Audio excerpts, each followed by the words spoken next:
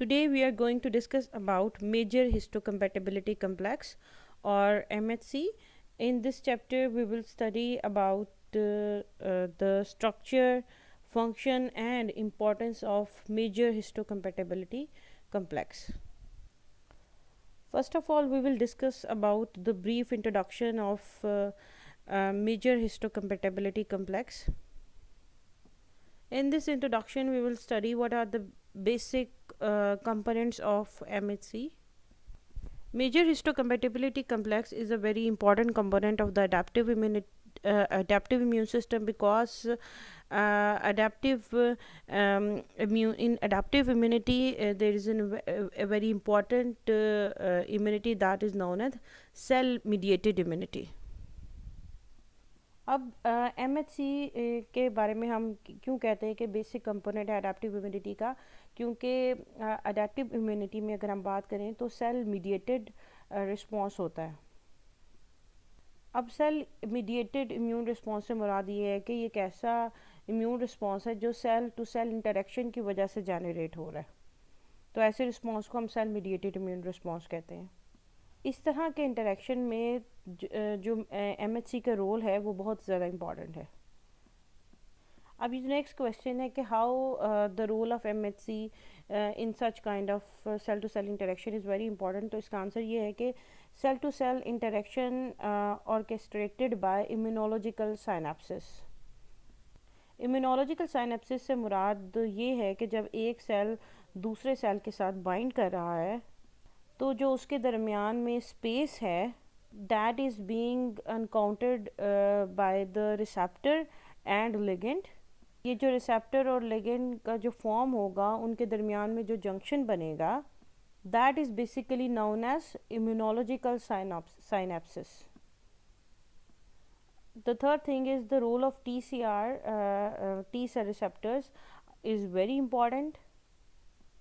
हमें पता है कि ये वो रिसेप्टर्स हैं जो टी सेल्स की सरफेस पे प्रेजेंट होंगे and this receptor has to just recognise the antigen. और वो एंटीजन किस फॉर्म में होगी?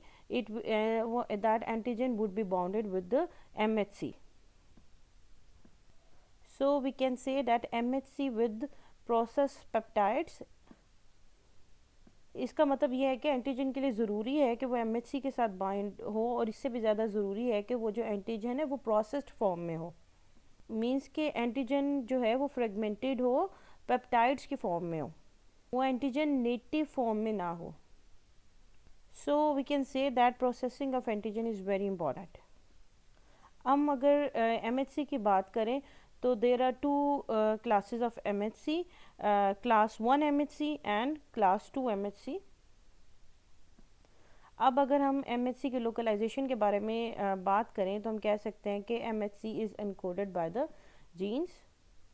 MHC एक प्रोटीन है जो सेल की सरफेस पे प्रेजेंट है. जो प्रोटीन है वो जीन से अनकोड होती है, इसलिए हम कह सकते हैं कि MHC अनकोडेड बाय जीन्स.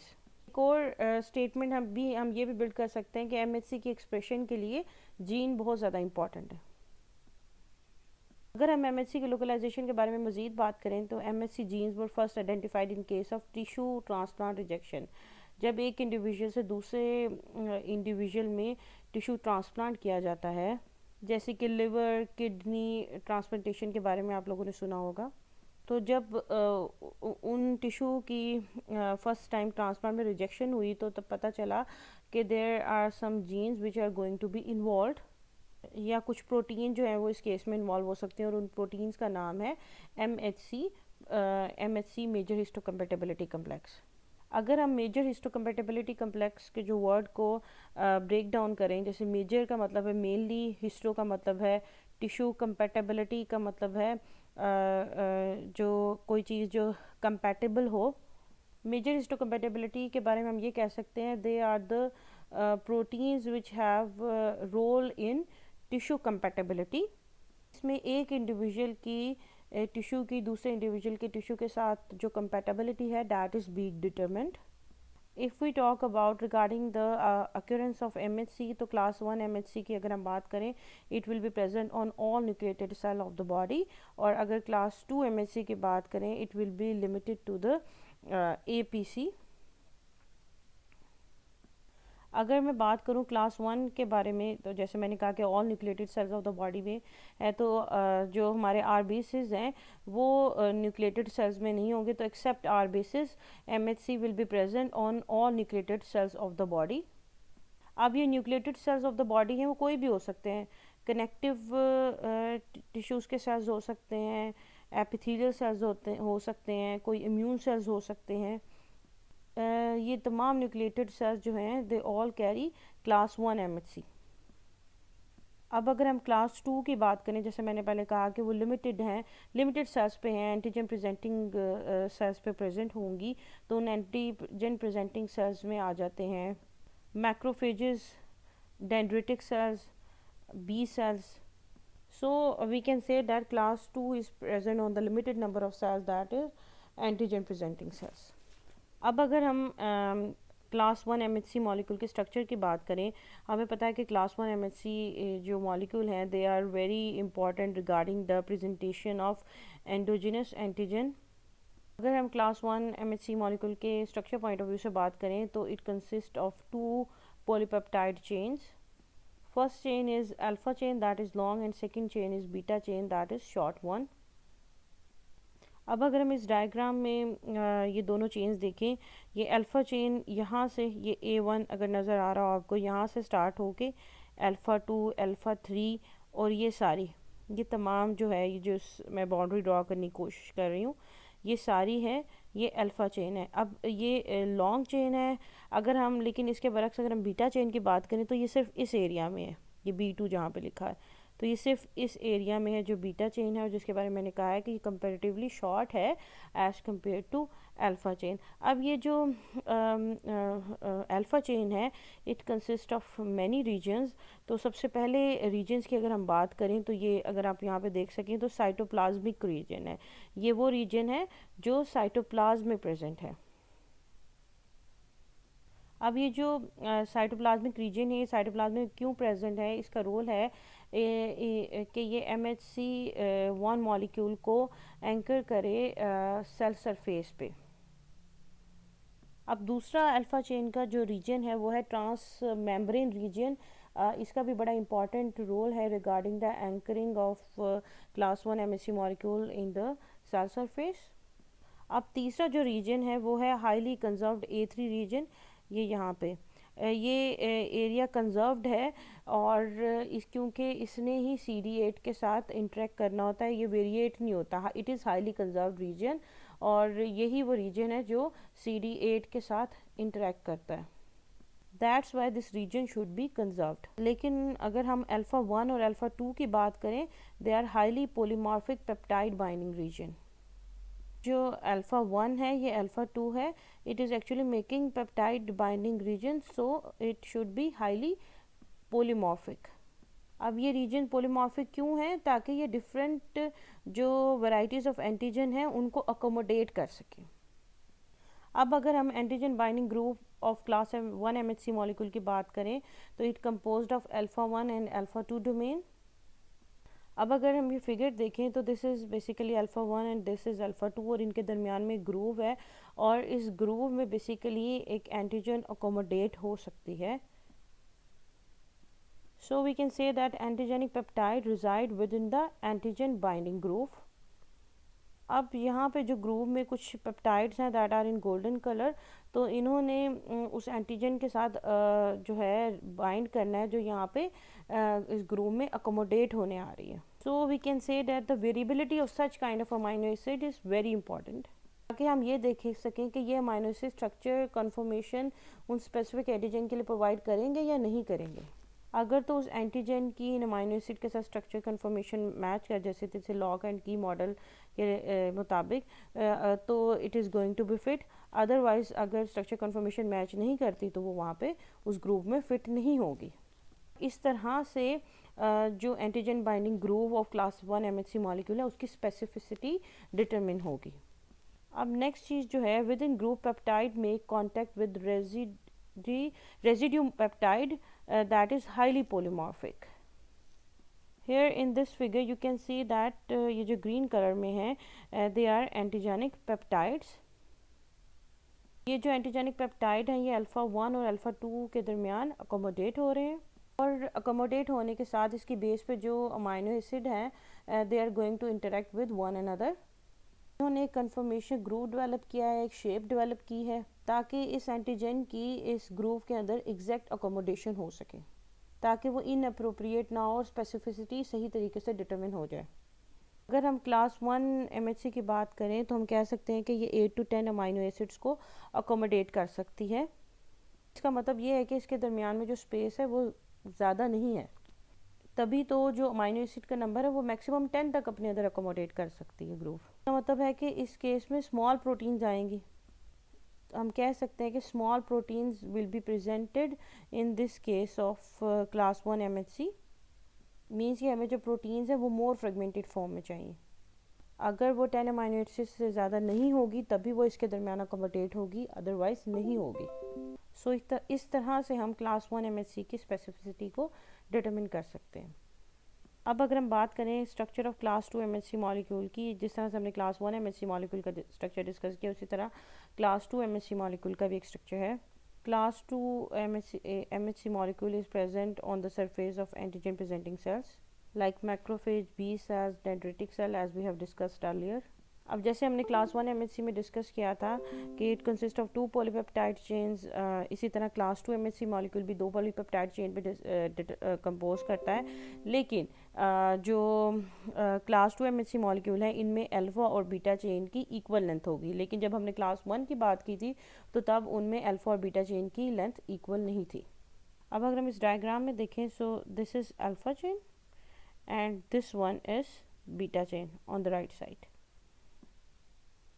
अब इनमें एक साइटोप्लाज्मिक रीजन भी होता है यहाँ पे। This region is possible for phosphorylation and binding to cytoskeleton. Cytoskeleton is being present inside the cell ताकि उसके साथ बाइंड कर सके, ताकि उसकी अटैचमेंट प्रॉपर हो सके। अब इसमें अगर हम बात करें तो एक जो है ट्रांस मेम्ब्रेन रीजन भी है जो प्लाज्मा मेम्ब्रेन में होता है, और ये एंकरिंग को फैसिलिटेट करती है क्लास 2 MHC मॉलिक्यूल की। अब अगर हम different domains of class MHC 2 molecule की डिस्कस करें, अब MHC 2 मॉलिक्यूल में दो अल्फ़ा चेन में भी 2 डोमेन है, अल्फ़ा 1 अल्फ़ा 2, और बीटा में भी 2 डोमेन है, बीटा 1 बीटा 2। इनमें जो अल्फ़ा 2 और बीटा 2 डोमेन है इट इज़ हाईली कंजर्व्ड। इसमें जो अमाइनो एसिड का सीक्वेंस है it should be constant, it should not be variable. ये जो अल्फ़ा 2 और बीटा 2 डोमेन है ये आप लोग यहाँ पे देख सकते हैं, लेकिन अगर हम इसके बरक्स अगर अल्फ़ा 1 और अल्फ़ा 2 की बात करें तो it would be highly polymorphic, means कि ये जो रीजन है ये वेरिएट कर रहे होंगे। पोलीमॉर्फिक का मतलब है कि so many form of such kind of region are being present there. अब इस पोलीमॉर्फिक रीजन का फ़ायदा क्या है कि ज़्यादा से ज़्यादा शेप्स जो है वो प्रोवाइड की जा सके, और ज़्यादा से ज़्यादा जो एंटीजन्स हैं उनको अकोमोडेट किया जा सके regarding such kind of antigen binding group, क्योंकि जो ये एक रीजन है ये एंटीजन बाइंडिंग ग्रुप डेवलप कर रहा है। एक और चीज़ जो इम्पोर्टेंट है regarding this antigen binding group, इस हिस्से में जाके जहाँ पे ये कर्सर है इस हिस्से में जाके जो एंटीजन पेप्टाइड है वो अकोमोडेट होंगे इस एंटीजन बाइंडिंग ग्रुव में, और ये जो रीजन है ये बहुत ज़्यादा पोलीमॉर्फिक होगा ताकि वो कन्फर्मेशन स्टेट प्रोवाइड कर सके उस एंटीजन पेप्टाइड को जिससे यहाँ पे आके अकोमोडेट होना है। अब इसमें एक और चीज़ है कि एक और चीज़ है वो ये है कि peptide also remain in contact with the residues which are highly polymorphic.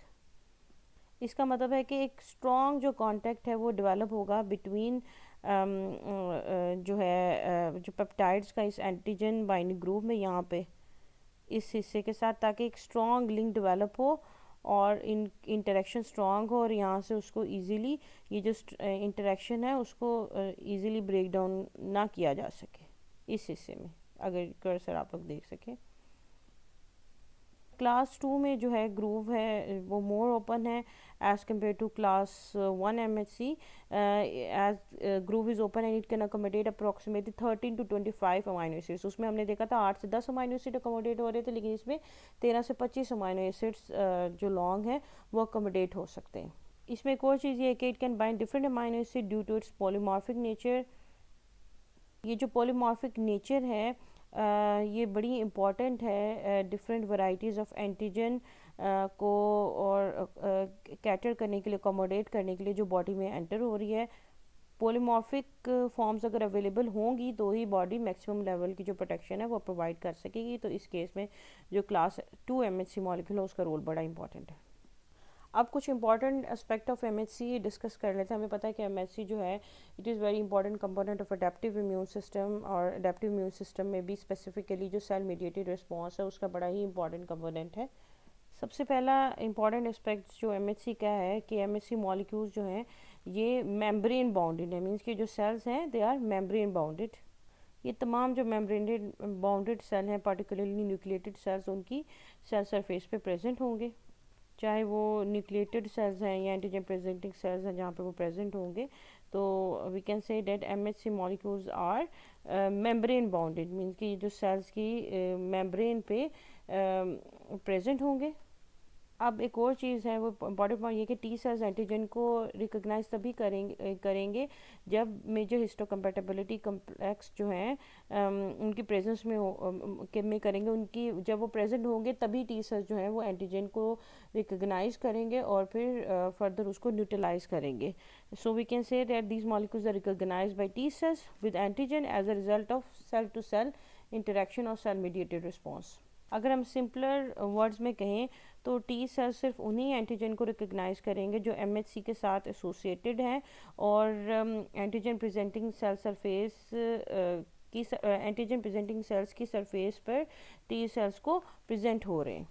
अब एक और पॉइंट ये है कि for an effective immune response peptide must be bonded with MHC, और ये बड़ा ही इंपॉर्टेंट है प्री रिक्विजिट रिस्पॉन्स के लिए। That is, peptide has to be bonded or associated with major histocompatibility complex first, then it has to be presented to the corresponding cells, and that cell is T cell, and this is the first level of control, one level of control. Another important level of control is the second level of control. That means mature T cells have a T cell receptors which recognize MHC bounded peptide. इसका मतलब ये है कि जो T cell receptor हैं वो सिर्फ MHC bounded peptides को ही रिकॉग्नाइज कर सकेंगे। That's why it is second important level of cell to cell interaction और cell mediated immune response.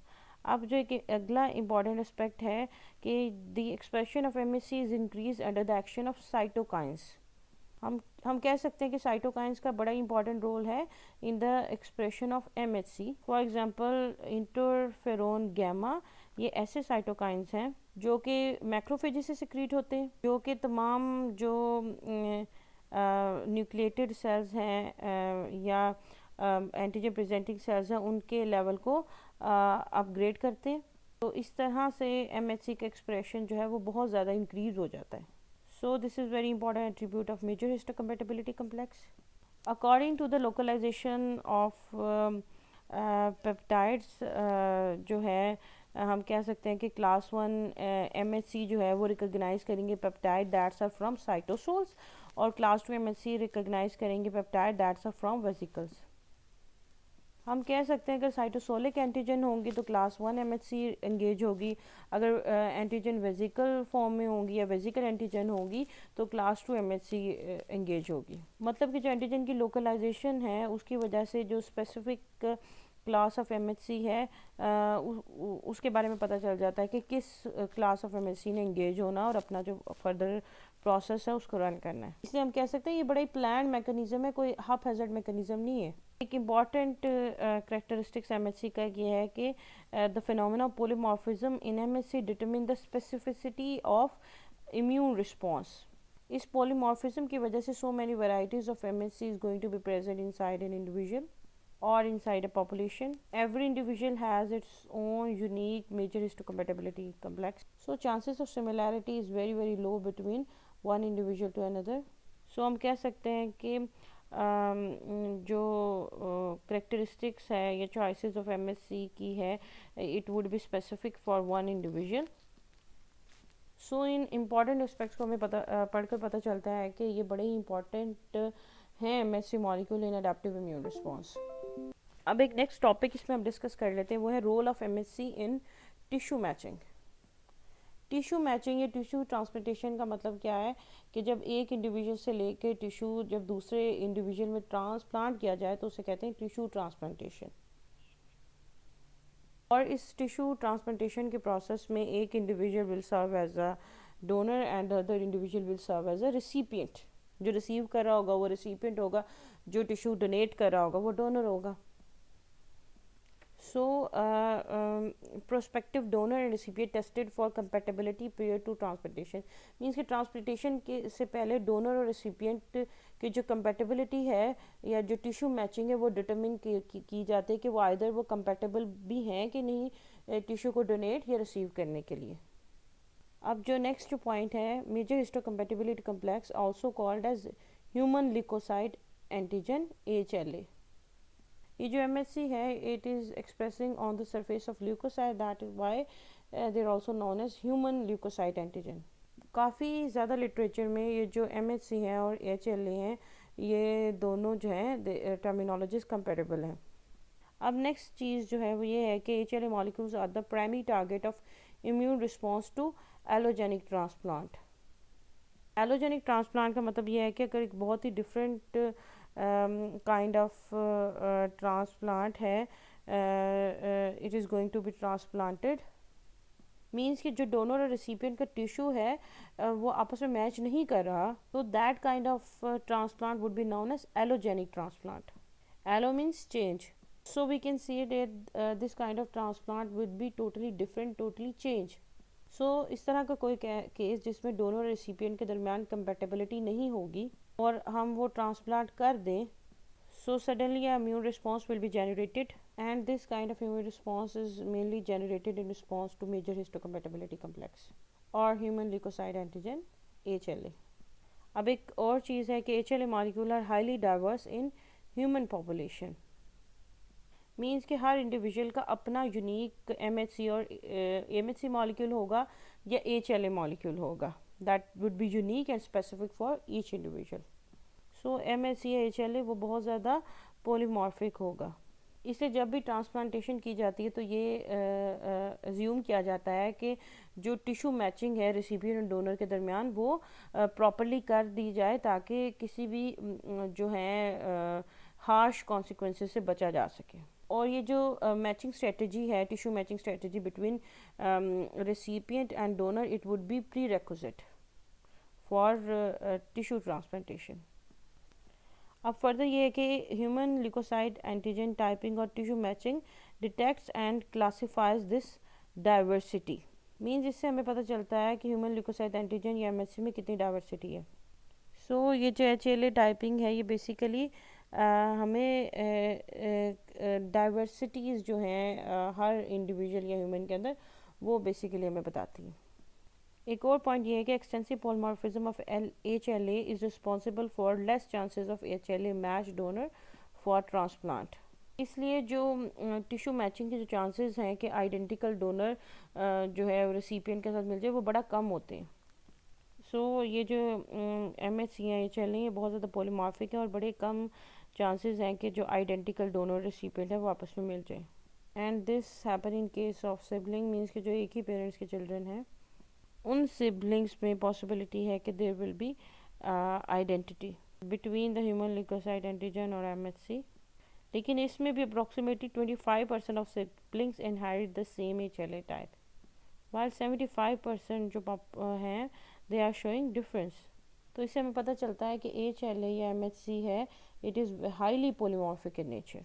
So tissue matching is a prerequisite type of testing before any kind of transplantation between the donor as well as the recipient. अब इसमें जो एक चीज़ हमने discuss करनी है वो है self MHC restriction. Self MHC restriction is very important for an appropriate immune response, that is adaptive immune response or cell mediated immune response. In it, T cells should recognize and respond to foreign antigen. इसके लिए ज़रूरी है कि जो foreign antigen है उसकी proper binding हो MHC के साथ, ताकि जो फॉरेन एंटीजन है presented to T cell must be self MHC। इसका मतलब है कि जो एंटीजन जो भी बॉडी में एंटर हो, it should be considered as non self, उसकी फॉरेन नेचर हो। जो इम्यून सेल्स हैं या एंटीजन प्रेजेंटिंग सेल्स हैं वो उस एंटीजन को रिकग्नाइज करेंगे और उसकी प्रोसेसिंग करेंगे, and after processing they would present to the T cells. तो उसकी प्रेजेंटेशन में जो एमएससी की एसोसिएशन है with peptide, that would be self MHC. इसका मतलब इस पर्टिकुलर केस में जो एंटीजन है वो फॉरेन होगी और एमएचसी जो होगी वो सेल्फ होगी। अब इसमें एंटीजन जो है वो फॉरेन या नॉन सेल्फ क्यों होगी? क्योंकि एंटीजन एक इन्फेक्शियस मॉलिक्यूल है and that's why it has just to be clear from the body. और जो हमारी बॉडी के तमाम न्यूक्लिएटेड सेल्स हैं, they are going to express the level of the MHC. वो एमएचसी हर एक इंडिविजुअल की सेल्फ एमएचसी है, तो इसलिए एमएचसी जो है it will be self every time. अब हमें ये बात पता है कि साइटोटॉक्सिक टी सेल्स हैं, उन्होंने रिकॉग्नाइज करना है antigen in context with the cell class 1 MHC का हम पहले पढ़ चुके हैं। और इसके बरक्स जो हेल्पर टी सेल्स हैं, they will recognise the antigen in context of self class 2 MHC. Means के जो जैसे साइटोक्सिक टी सेल्स हैं वो सिर्फ उन्हीं एंटीजन को रिकॉग्नाइज करेंगे जो class 1 MHC self class 1 MHC के साथ रिस्ट्रिक्टेड है, and this phenomena will be known as self MHC restriction. और इसी तरह ये सेल्फ एमएचसी क्लास 1 रिस्ट्रिक्शन होगी, और सेल्फ एमएचसी क्लास 2 रिस्ट्रिक्शन क्या होगी? जिसमें हेल्पर टी सेल रिकॉग्नाइज करेंगे उन एंटीजन्स को जो कि इन context with the self class 2 MHC के हैं। तो इसी तरह तो this phenomena is overall known as self MHC restriction, or this phenomena is very important for an appropriate immune response against the antigen that is going to be enter inside the body. So ये जो self restriction का phenomena है that is going to be happen inside the thymus. Thymus हमें पता है कि primary lymphoid tissue है, and this process where T cell become restricted to self recognise MHC occur in thymus. T cells की जो maturation development होनी है वो भी थाइमस में ही होनी है। So this site is very important in self MHC restriction. So यहाँ पे ये जो टी सेल्स हैं वो मेच्योर हो रहे होंगे, डिफ्रेंशिएट हो रहे होंगे, और then they will recognise a specific class of MHC. So हाँ, ये सिर्फ उन्हीं एंटीजन को रिकॉग्नाइज करेंगे that is bounded with the self MHC restriction. अगर एंटीजन सेल्फ एमएचसी के साथ नहीं बाइंड हुई होंगी तो टी सेल्स उन्हें रिकॉग्नाइज नहीं कर सकेंगे और ना ही उन्हें न्यूट्रलाइज कर सकेंगे। सो हम कह सकते हैं कि सेल टू सेल इंटरेक्शन में it is another important check.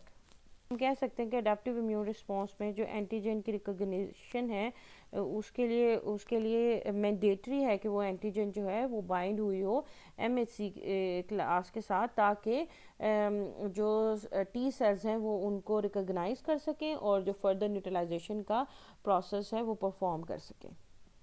और ये जो भी क्लासेस जो हैं को एंटीजन कौन से सेल्स उनको रिकॉग्नाइज करेंगे क्लासेस की बेस पे है, साइटोटॉक्सिक और हेल्पर टी सेल्स हैं वो हम डिस्कस कर चुके हैं। सो जो है मेजर हिस्टोकम्पैटिबिलिटी कम्प्लेक्स है उनका बहुत ही ज़्यादा इम्पॉर्टेंट रोल है to generate an appropriate immune response in the body. So this is all about we have to discuss about major histocompatibility complex. Thank you.